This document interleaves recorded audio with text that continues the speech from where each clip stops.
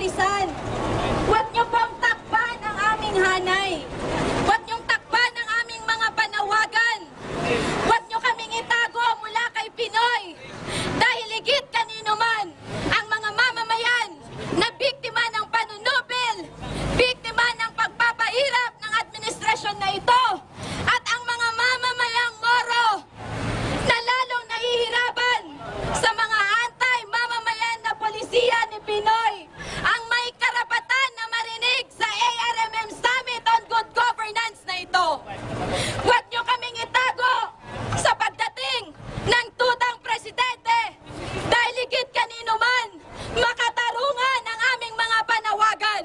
Ang aming mga panawagan na itaas ang sweldo ng mga kawani ng gobyerno kasama kayo.